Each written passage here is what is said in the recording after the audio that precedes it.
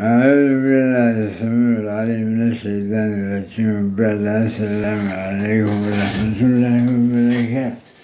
إنتاجك بعد وحموشو يجري الدبرنت هو برنت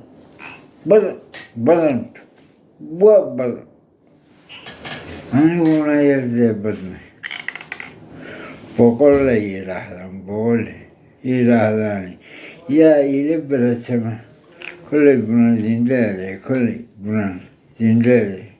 hada barantu waa barantu waa baran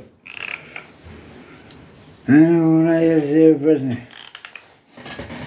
horta yayla baratama koley bunan dheere waaga bushoyde hadabaga yar weydiin buushoyde hadabaga yar weydiin anigu